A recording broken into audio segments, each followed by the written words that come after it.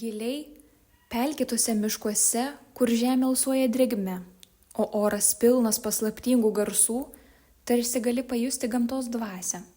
Iš senųjų legendų žinome, kad mūsų miškai pilni mistinių būtybių, kurių nemato niekas, bet gali pajusti tie, kurie sustoja, įsiklauso ir pamato tikrąją gamtos magiją.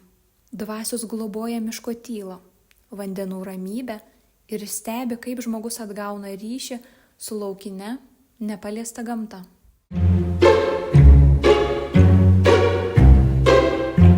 Kas tik per brūzgynai?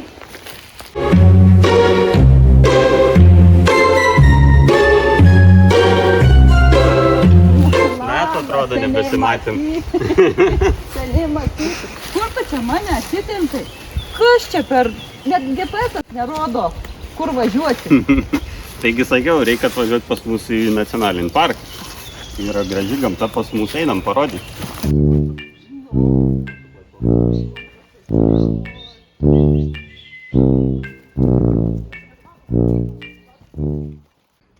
Gal galėtum padaryti prieš kelionę foto, noriu Instagramą? Nu, gerai.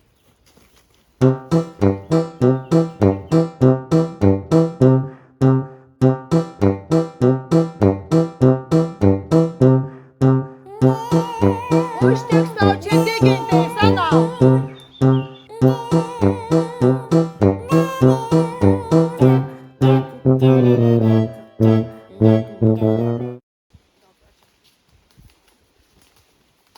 Kur tu čia mane atvedei?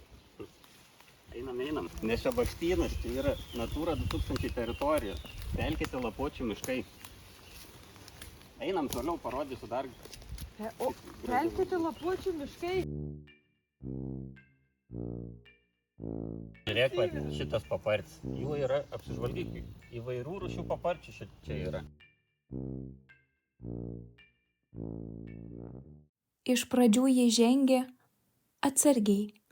Kiekvienas žingsnis gilyn į mišką atrodė tarsi klaida. Aplink drėgna, klampu, netvarkinga, ne toks miškas, kokio jį tikėjosi. Šakos išlindusios kaip pirštai, kerpės, samanos visur. Net oras čia buvo kitoks, drėgnesnis, sunkesnis. Bet kai atsisėdo prie seno apkerpėjusio medžio, ten, kur pelkės tyliai alsavo, kažkas pasikeitė. Ji ėmė girdėti ne triukšmą, o tylą, ne netvarką, o gyvybę. Ir tada ji suprato, čia gražu. Ne toji gražuma, kuri iškart krinta į akis, bet ta, kurią pamatai tik nurimus. Tai laukinė ramybė, tai miško kvėpavimas, tai pelkių pasaulis tikras, lėtas ir nepaprastai gražus.